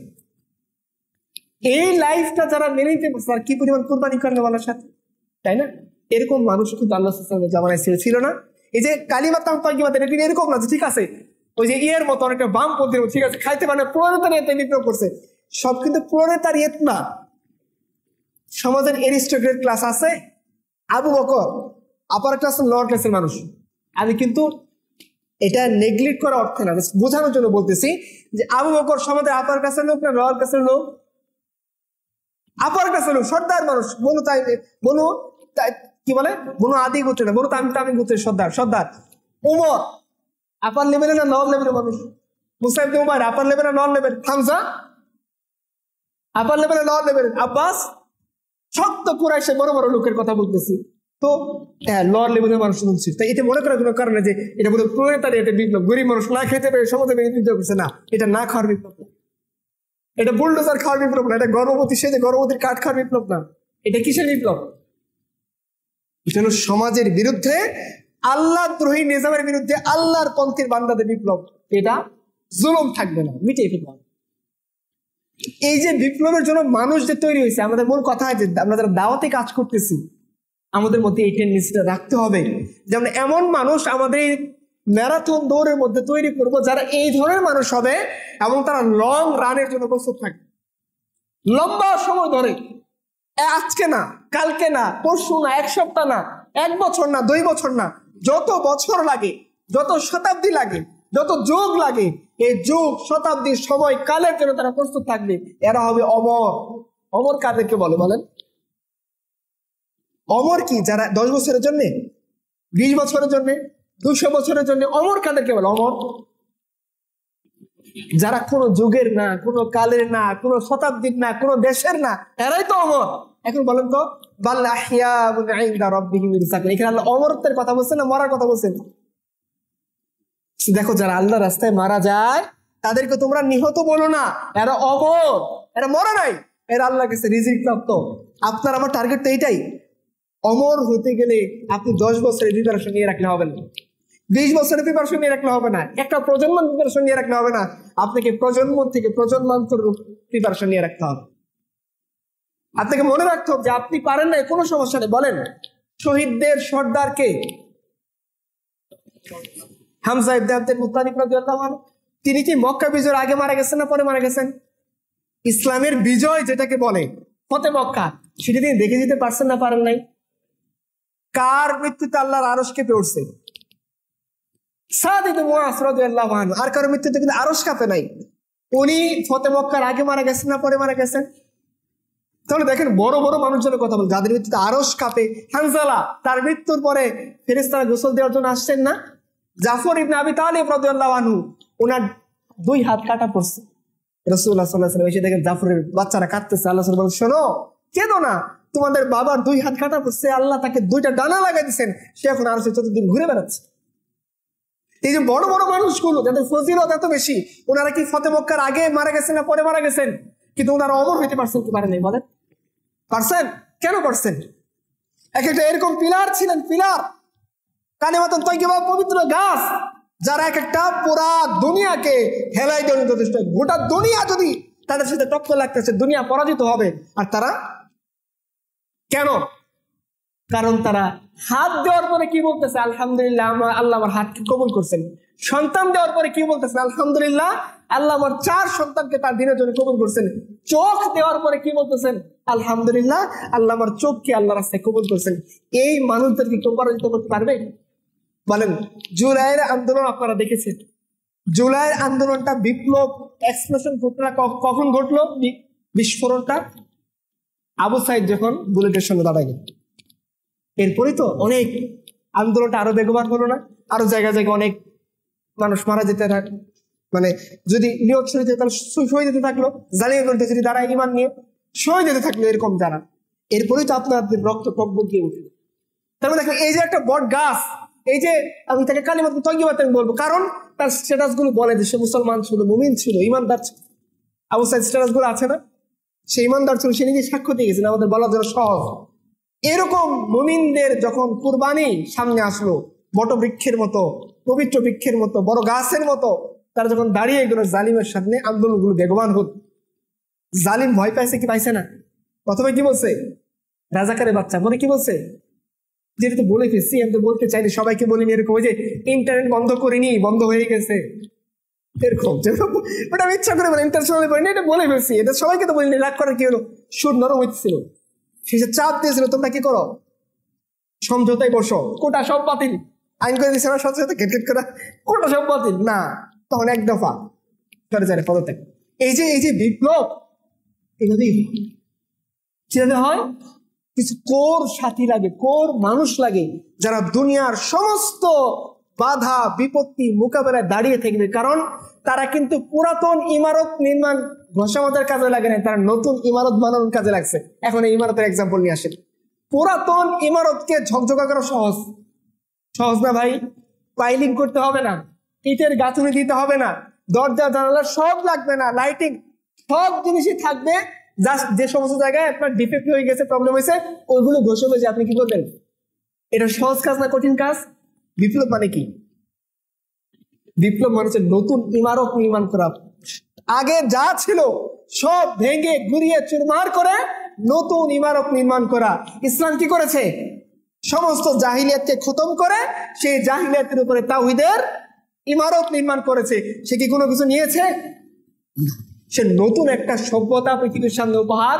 বলেন, ইসলাম যখন রোমান সাম্রাজ্যে ঢুকলো, রোমান সভ্যতা already well established, well decorated, তাই না? সবকিছু না, সবকিছু তার। এবং রোমান সভ্যতায় কিন্তু অনেক বড় বড় মানুষের জন্ম, প্লেটো, এরিস্টটল, এদের জন্ম কোথায়? গ্রিস। গ্রিসের কন্টিনিউশন তো রোমানের কন্টিনিউশন বাইজেন্টাইন, এরপরে ইউরোপরা, একই তো জিনিস। এরা একটা বড় সভ্যতার কিন্তু একটা কি ধারক, পার্সিয়ান এম্পায়ার, একই পারস্য কিন্তু অনেক বড় একটা সভ্যতার অধিকারী। বলে ইসলাম যখন রোমান এবং পার্সিয়ান এম্পায়ারে ঢুকছে, সে কি এটার ইমারতকে ঠিক রেখে এখানে কি করছে না, গোটা ইমারত ভেঙে দিছে। রোমানদের প্রশাসনিক সিস্টেম বহাল রাখছে না, ভেঙে দিছে। রোমানদের সচিবালয় বহাল রাখছে না, ভেঙে দিছে। রোমানদের আর্মি বহাল রাখছে না, রোমানদের চুপ করে বহাল রাখছে না, আউট করে দিছে। আমরা এমন একটা বিপ্লব দিয়েছি, চুপ আছে, সমস্ত আগের রেজিমের সবকিছু বহাল রেখে নাম দিছে কি। এই জন্য এখন কি হইতেছে, যা হইতেছে দেখতেছেন তো, তাই না? তো এইটা হলো, এটা ইসলাম। আপনারা যারা বিপ্লবের কথা বলেন বা সমাজ বিপ্লব চান বা চান দাওয়াতের মাধ্যমে বিপ্লব হয়ে সমাজে পরিবর্তন আসুক, আলটিমেট দিন কায়েম যারা করতে চান, তাদেরকে এই ম্যারাথন দৌড়ের জন্য প্রস্তুতি নিতে হবে। এবং এই দৌড়ের মাধ্যমে কেমন কর্মী তৈরি করতে হবে? এক নম্বর পয়েন্ট কি, আমাদের দৌড়টা ম্যারাথন দৌড়ের মতো লম্বা সময় নিয়ে। দুই নম্বর কি, এখানে মানুষের সংখ্যা কমই হবে, খুব বেশি মানুষ আপনি পাবেন না। জিহাদের মাধ্যমে যতটা সম্ভব, সমাজ কায়েম হইলে যে পরিমাণ সম্ভব, মানে দিন কায়েম হয়ে গিয়েছে, এরপরে যে পরিমাণ মানুষ ইসলামের দিকে ধাবিত আসবে, দিন কায়েম হওয়ার আগে আসবে না, এটি স্বাভাবিক, এটি সহজ কথা। মানুষ কমে। তিন নাম্বার কি, এমন মানুষ তৈরি করতে হবে যারা এই ধরনের হবে। বাহ্যিক দৃষ্টিকোণ থেকে মানুষ মনে করে দূর, এদেরকে মনে হয় এক তুড়িতে কি করা সম্ভব। আমাদের দেশে দেখেন আর মোল্লাদের দেশে দেখেন, মোল্লাদেরকে ট্রাম্প আসছে নিজে যুদ্ধ করতে, বাগরাম ঘাটি দিয়ে মোল্লার দিব না। আর আমাদের ট্রাম্প লাগে না, 2 কূটনীতিক পাঠায় দেয়, বাস ঘেট ঘেট করে সব চুক্তি সাইন হয়েছে। দেখেন না, আমাদের বর্তমান সরকার কি বলছে, যে আমেরিকার সাথে এমন বাণিজ্য চুক্তি যেটা প্রকাশ করা যাবে না। কেন? এখানে কি লিখছি যে তোমার বউকে আমেরিকার কাছে দিতে হবে, এটা প্রকাশ করা যাবে না কেন? এটা তো তুমি লেখো নাই, তাহলে বলতে পারবো না কেন? এটা তো বলা নাই যে তোমার মেয়েকে ট্রাম্পের কাছে পাঠিয়ে বাণিজ্য সুবিধা নিতে হবে, তাহলে তুমি বলতে পারবো না কেন? তারপর ডাল মে কুচ কালা হ্যাঁ। এখনো পর্যন্ত আদানির সাথে যে পরিমাণ চুক্তি হয়েছিল এটা প্রকাশ করছে।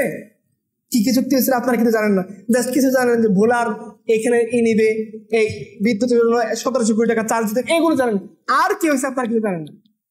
ইন্ডিয়ার সাথে যে সুদের চুক্তিটা করছে, দেখেন ইন্ডিয়া তার পশ্চিমবঙ্গ থেকে 7 সিস্টার পর্যন্ত রাস্তা বানাবে।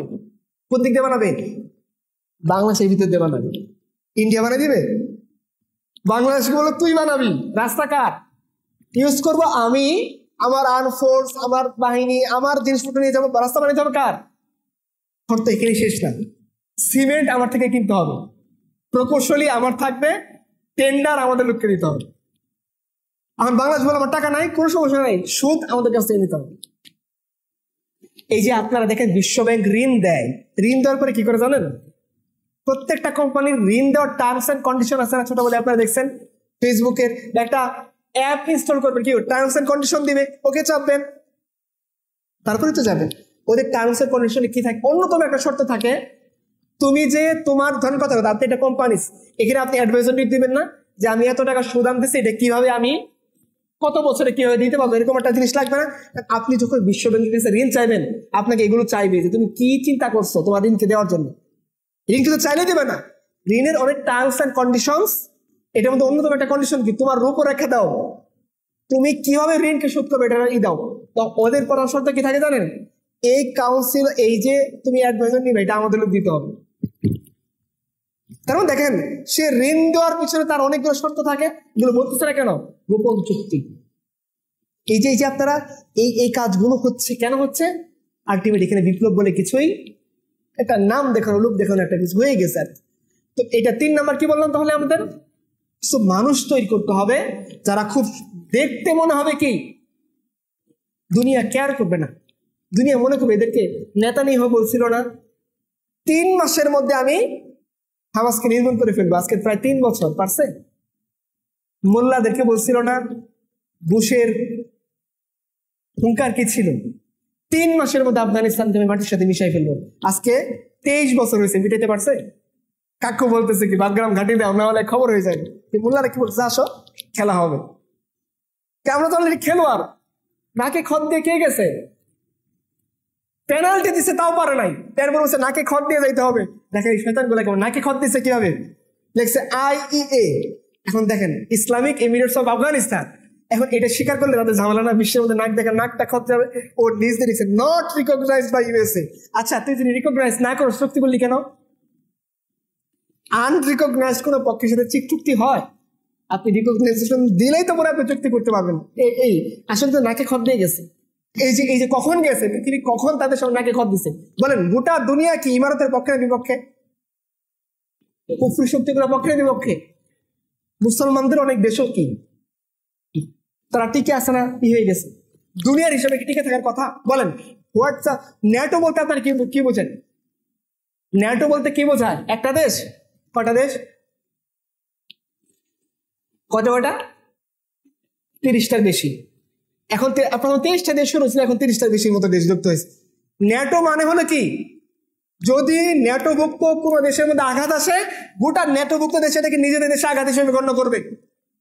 তাহলে দেখেন যখন আমেরিকা আফগানিস্তানে ঢুকছে, সে কি শুধু আমেরিকা হয়ে ঢুকছে না, ন্যাটো হয়ে ঢুকছে।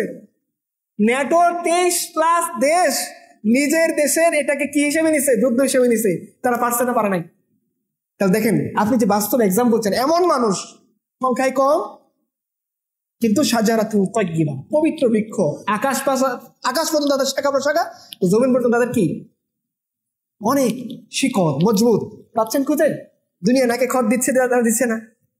ইন্ডিয়া এখন গিয়ে বলতেছে যে দেখো আমার কনসেশন কাজগুলো তো রেখে চলে গেছিলাম, তোমাদের ডরে তো ওয়াশরুম আসছিল, ওয়াশরুম এখানে করে অবহিত করতে, মানে ইন্ডিয়াকে চলে গেছিলাম, এখন আমার তো জায়গা বাবা আসতেছে, নাকে খত দিয়ে আসতেছে না। ইন্ডিয়ার হোম মিনিস্ট্রি দেখবেন ওদের অফিসিয়াল ইয়েতে ওদের ছবি টবিতে পাবলিশ করে দিচ্ছে যে আমরা একটু ঢোকার অ্যাক্সেস পাইছে না। এরকম পৃথিবী, আপনি ভয় পাওয়ার কোনো কারণ নাই। আলটিমেট লাস্ট বিজয় কার? ইসলাম। লাস্ট বিজয় মুমিনদের। আপনি মুমিন হন, ওয়ালা তাহিনু ওয়ালা তাহজানু ওয়া আনতুমুল আ'লাউনা ইন কুনতুম মুমিনিন। আল্লাহ বলেন চিন্তা করো না, পেরেশান, সময় একটু লাগবে। এটা ম্যারাথন দৌড়, এটা কষ্টের। এটা মানে পা নাই, এটা মানে হাত নাই, এটা মানে সন্তান নাই, এটা মানে মা নাই, এটা মানে বউ নাই, এটা মানে গুম, এটা মানে খুন, সব মেনে নিয়ে তুমি দুনিয়াতে সামনে আগাবা। যখন তুমি সামনে আগাবা, মানুষ মনে করবে দুর্বল, এদের মনে একজনকে গুম করলে সবাই স্তব্ধ হয়ে যাবে, মনে একজনকে খুন করে ফেললে সবাই স্তব্ধ হয়ে যাবে, মনে হয় একজনে কাল্লা কেড়ে নিয়ে সবাই ভয় পেয়ে যাবে। কিন্তু দেখবে যত কাল্লা কাটেন তত কাল্লার জন্ম নেয়, যত রক্ত ঝরায় তত রক্ত দেওয়ার জন্য মানুষ দাঁড়িয়ে যায়, যত অত্যাচার করে তত মাজলুম আর বাড়ে যে হ্যাঁ এখন আমাকে অত্যাচার হয়, এখন আমাকে অত্যাচার করো, এখন আমাকে মারো। দাঁড়িয়ে যায় কিসের মতো? সীসা ডালা প্রাচীরের মতো, বুনিয়ানো মারসুসের মতো। যখন বুনিয়ানো মারসুস হয়ে মানুষ দাঁড়িয়ে যায়, তখন আর এদের সঙ্গে কোনো শক্তি টিকতে ভয় পেয়ে যায়।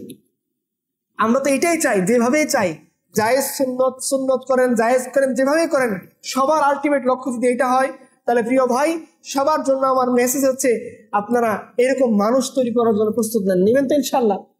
গাছ লাগিয়ে পরের দিন ফল খেতে চাইবেন না অপেক্ষা করবেন? অপেক্ষা করলে কি হবে?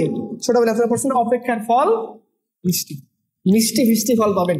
আর ওই যে অকাল পক্ষ যদি পান, বাচ্চা যদি অকাল পক্ষ হয় কি হবে?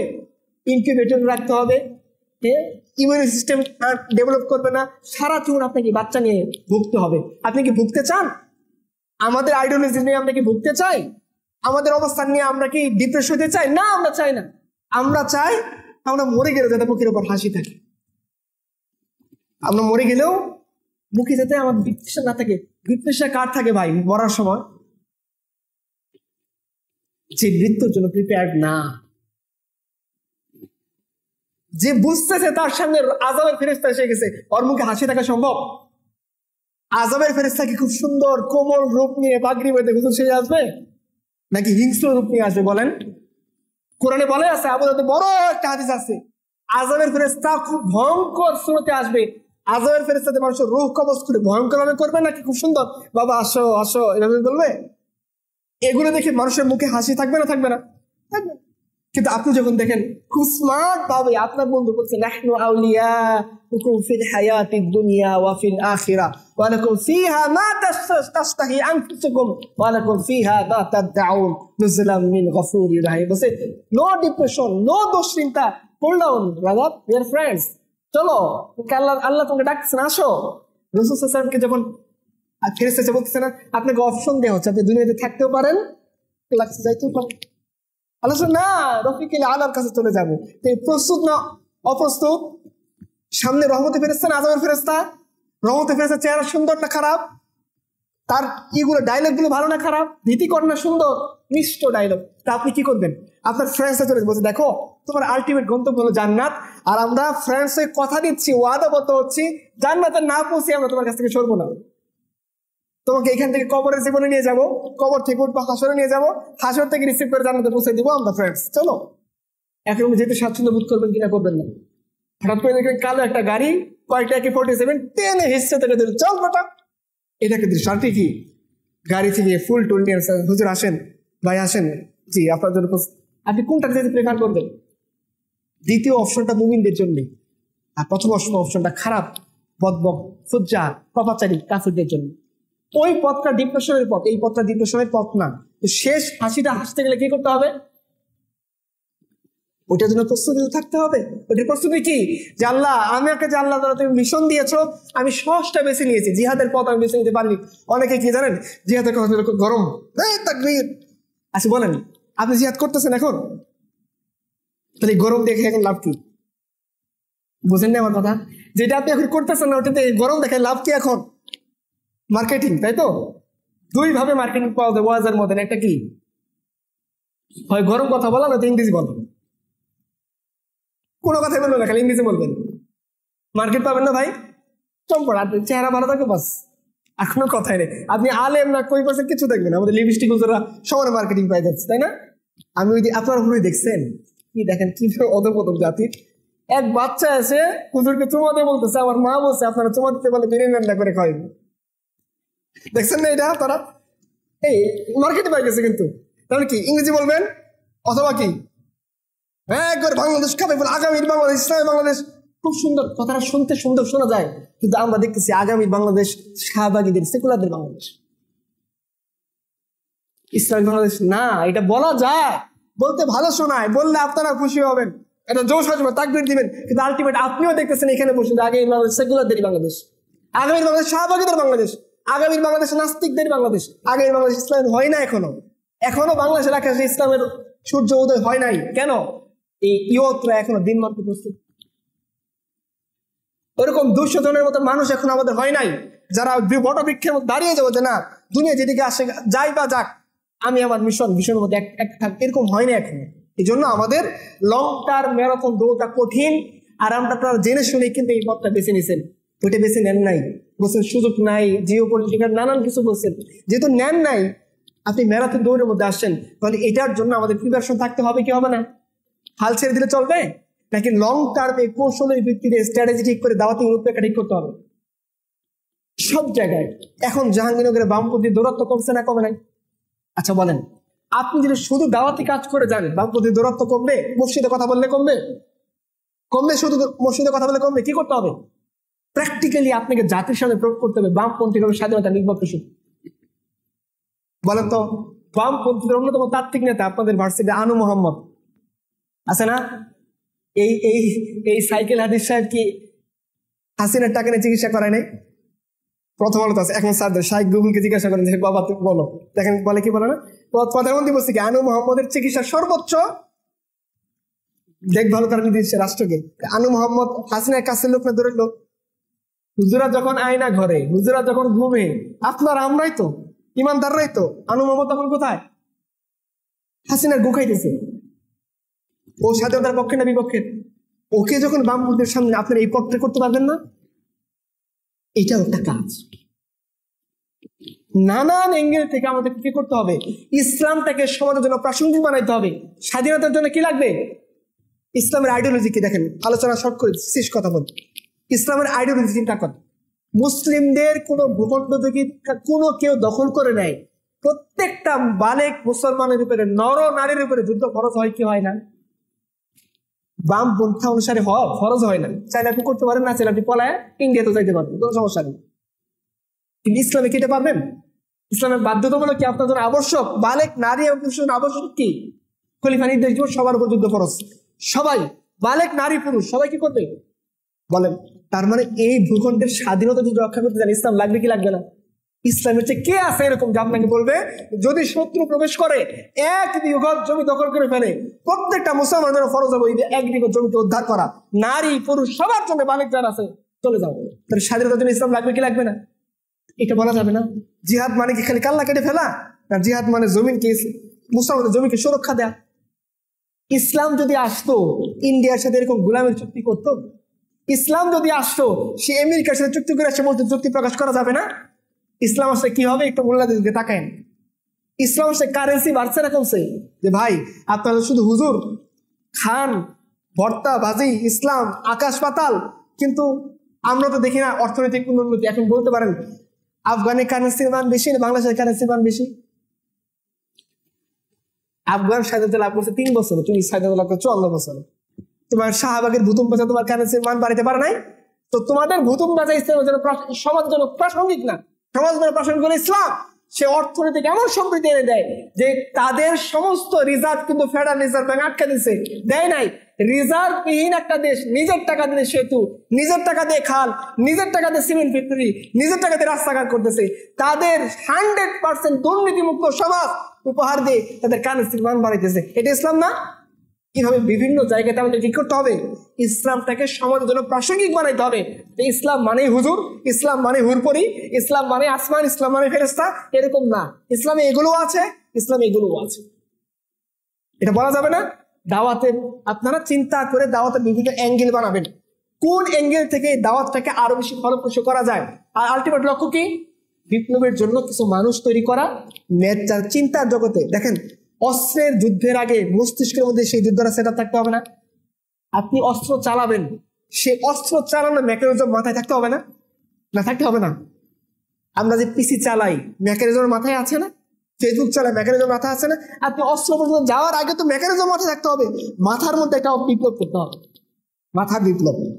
এরপরে এই মাথা যদি অস্ত্র নেই কি হবে? অস্ত্রটা সঠিক জায়গায় প্রয়োগ করতে পারবে। আমাকে যদি আপনি ডাক্তারের সিজার দিয়ে বলে দেন যাও তুমি রোগীর পেট কাটো, আমি কোন দিক দিয়ে কাটবো? নার্ভ আছে না, বায়োলজি রিসেপ্টর আছেন না? বলেন অপারেশন কি যে কোনো জায়গাতে করা যায়? পরে দেখবেন কাটছেন পুরো শরীর কি হয়ে গেছে, কাটার মাপ নাই। ডাক্তারের মেপে বুঝে কাটে না কোন দিক দিয়ে নার্ভাস সিস্টেম আছে ওদিকে বাদ দিয়ে কাটে। আমাকে যদি অস্ত্র হাতে দেন ঠিকভাবে কাটতে পারবো? মাথার মধ্যে ঠিকভাবে কাটার একটা প্রসিডিউর থাকতে হবে। এই জন্য তো এমবিবিএস করছে, এরপরে আবার 5 বছর সার্জারি নিয়ে এফসিবিএস করছে, এরপর তো অপারেশন করতেছে। তা আমাদের এই মাথার মধ্যে জিনিস থাকতে হবে না? মাথার বিপ্লব করতে হবে, মাথার বিপ্লব। বামপন্থার এগেনস্টে, শাহবাগীপনার এগেনস্টে, সেকুলারিজমের এগেনস্টে। কিসের বিপ্লব? ইসলামী দাওয়াতের বিপ্লব। যেহেতু এটা বেছে নিছি আমরা, এটাকে বিভিন্ন অ্যাঙ্গেল থেকে আপনার মাথা খাটাবেন, বের করবেন। পড়ার বিপ্লব, চিন্তার বিপ্লব, দাওয়াতের বিপ্লব, সব দিক থেকে আপনাদের কি করতে হবে? বিভিন্ন ভাবে এই বিপ্লবের দিকে মানুষকে নিয়ে আসতে হবে। এই জন্য আমাদের আলটিমেট লক্ষ্য কি? ওই যে মানুষ দেখে মনে করবে এই মোল্লা, কিন্তু কাছে আসলে কি মনে করবে? মোল্লা বাংলাদেশ এসেও জানে, মোল্লা কম্পিউটার ইতিহাসও জানে। মোল্লা মানে রেজাল্ট খারাপ কেন? রেজাল্ট খারাপ থাকবে কেন? আপনার কেন খারাপ থাকবে? যদি সুযোগ থাকে রেজাল্ট কেন ভালো করবে না? ঠিক আছে, এরকম যদি হয় যে আপনি রেজাল্ট খারাপ করেও স্কিল ভালো অর্জন করছেন, আপনি যে কোনো জায়গায় আপনাকে, তাহলে সমস্যা নেই। কিন্তু স্কিলও নাই, রেজাল্টও নাই, আমলও নাই, খুব বড় বিপ্লব। এরকম আগাছা মার্কা বিপ্লব আমরা কাঠের ঢেকে হওয়ার কোনো দরকার নেই, কোনো দরকার নেই। আমি দিনদার অনেক ভাইদেরকে দেখছি, দিনের জন্য কাজ করবো, ফজরের মধ্যে ঠিক নাই, রেজাল্টও ঠিক নাই, বাপও ঠিক নাই, কিছু ঠিক নাই, দুনিয়া পুরা এরকম আছে। নাই নাই না, গল্প বলতেছি, আমি তো ক্যাম্পাসের মানুষ, আমি জানি ক্যাম্পাসে এগুলো হয়। দিনের জন্য কাজ করবো বলতে কি, সারা রাত ঘুমান, দিনের বেলা কাজ করে, এরকম এই হলো দিনের কাজ, তাই না? এছাড়া আর কোনো কিছু আমি দেখি না। সেজন্য সব জায়গাতে আমাদের মেধার ইমপ্লিমেন্ট থাকতে হবে। ঠিক আছে, আপনার সিজিপিএ ভালো না, আপনি একটা স্কিল অর্জন করেন যাতে আপনি হালাল ওয়েতে কি করতে পারেন। বলেন, বালেগ হওয়ার পর থেকে আমাদের যুবকদের উপর ইনকাম করা ফরজ না মুস্তাহাব? বলেন না? আপনি যে পিতার ঘরে 30 বছর পর বসে বসে খাইতেছেন, কেন খাইতেছেন? কেন খাইতেছেন? এটা দরকার না? তো স্কিল যদি না থাকে আমি কি চাকরি পাবো? চাকরি বাদ দেন, আমি কি ভালো কিছু করতে পারবেন? কেউ বিজনেস করতে চান, ব্যবসা করে স্কিল নাই নাকি? ব্যবসা মানে আপনি নেমে গেলেন আর পর থেকে কি হবে? হবে না। সেই জন্য আমাদের কি করতে হবে, এটাও একটা দাওয়ার অংশ, প্রত্যেকে স্কিলফুল পার্সন হয়ে যাও। যার ফ্যাকাল্টি হতে ইচ্ছুক তিনি ভালো রেজাল্ট করেন, যার ফ্যাকাল্টি হতে ইচ্ছুক না একটা স্কিল অর্জন করেন, আর প্রত্যেকে তার স্কিলকে আল্লাহ দিনের জন্য ব্যবহার করেন। এই যে দেখেন, আমাদের বুয়েট থেকে কত দিনদার মুসলমান সিএসসি নিয়ে পড়ছে না, ট্রিপল নিয়ে পড়ছে না, কিন্তু এই যে ধরেন ওটাকে কি বলে, ভিপিএন অন থাকার পরেও আপনি পর্নোগ্রাফি দেখতে পারবেন না, এরকম কোনো কি আমাদের ওয়েব আছে, সফটওয়্যার আছে, অ্যাপ আছে? আছে। ভিপিএন অন করবে এবং ওই অ্যাপটা ইনস্টল করতে হবে, কিন্তু তারপরে সে পর্নোগ্রাফি দেখতে পারবে না, এরকম কোনো অ্যাপ আছে? ভিপিএন অন করলে আর কোনো কিছু কাজ, এটাকে একটা করার জায়গা না। দাওয়াত দিতে চান, দাওয়াতের 2টা পার্ট, আমরা তবলিগরা কিন্তু একটা পার্ট ধরে রাখি, আরেকটা পার্টকে ভুলে যাই। সৎ কাজের আদেশ, তা'মুরুনা বিল মারুফ, আরেকটা কি বলেন তো? আল্লাহ কি 2টাকে একসাথে বলছেন না আলাদা করে বলছেন? যেখানে বলছেন কি সৎ কাজের আদেশ, সৎ কাজের আদেশ করলেন, আলহামদুলিল্লাহ, এটা একটা পার্ট। আরেকটা পার্ট কি? দাওয়াত। দেখেন, আপনি তো সমাজ থেকে অশ্লীলতা বন্ধ করতে চান না, আপনি একটা অ্যাপ বানাইছেন, যে অ্যাপ ইনস্টল করার পরে ভিপিএন যদি কেউ অন করে তারপর সে পর্নোগ্রাফি দেখতে পারতেছেন, এটা নাহিনের মুখের একটা অংশ না? আপনি এমন একটা অ্যাপ বানাইছেন যে ওইটা অন করার সাথে অনলাইনে যত ব্রাউজিং করুক পুরো মাহারামের ছবি দেখা যায়, পুরো ব্লার করে ফেলে, এটিকে অসৎ কাজে নিষেধ না? এগুলো করা যায় না? এত ওয়েট ফারেক মানুষ কি করে? তারা কিছু করতে পারে না। তার মানে আলটিমেট আমরা দুনিয়ার জন্য কিছু করি, দিনের জন্য তো নাই, দুনিয়ার জন্য কিছু। নো স্কিল, আমাদের কোনো স্কিল নাই না, দুনিয়ার স্কিল। যদি বলা হয় ইমামতি করেন, পারবে না। বলেন তো, ইমামতি করা কি শুধু ইমামদের জন্য জরুরি, না প্রত্যেকটা মুসলমানের ইমামতির যোগ্যতা থাকা জরুরি? ইমামতির যোগ্যতা কি? ইমামতির যোগ্যতা বলতে আমি বলতেছিলাম দাওরা হাদিস ফারেক, এটা কিন্তু ইমামতির শর্ত না। ইমামতির শর্ত কি? না, আমাদের সমস্ত মাসাইল ক্লিয়ার থাকতে হবে, কিরাত সহি থাকতে হবে। এখানে এসে অনেকে ধরা খেয়ে যাবে না, তাহলে কিসের দিনের স্কিল? আমি তো দিনের স্কিলের জন্য সব ছেড়ে দিচ্ছি, তাই না? চুল উস্কো খুস্কো, দাড়ির মধ্যে জটলা পেকে গেছে, পাঞ্জাবি জীবনে ধুই না, ঠিক আছে, খুব সুন্দর, আমার কোনো দ্বিমত নাই, কিন্তু তার মানে কি আপনার কোনো স্কিল আছে? না, আপনি সবই ছেড়ে দিচ্ছেন, সবই ছেড়ে দিচ্ছেন। এটা কেন হয়েছে? তার মানে আলটিমেট দাওয়ার যে মূল লক্ষ্য বুঝতেই পারি। দাওয়া মানে কি? মুখে জবানের দাওয়াত বাস, কি না? দাওয়া মানে সব অ্যাঙ্গেল থেকে দাওয়াতে কাজ করা, গোটা সমাজকে সমাজ বিপ্লবের জন্য প্রস্তুত করা। এই জন্য সব দিক থেকে আমাদের কি করতে হবে? যে লাইনে আছেন দাওয়াতের জন্য ইনপুট দিতে করবো না ইনশাআল্লাহ। আল্লাহ আমাদের তৌফিক দান করুক, আল্লাহ তাআলা তৌফিক দান করুক। যতটুকু ভালো বললাম আল্লাহ তাআলা পক্ষ থেকে, যতটুকু খারাপ নিজেদের পক্ষ থেকে, আমরা এগুলো ইমপ্লিমেন্ট করার চেষ্টা করবো ইনশাআল্লাহ। লং টার্ম চিন্তা করে নিজেদের অস্তিত্বের জন্য এই কাজগুলো করতে হবে। আল্লাহ তৌফিক দান করুক। সুবহানাকাল্লাহুম্মা ওয়া বিহামদিকা আশহাদু আল্লা ইলাহা ইল্লা আনতা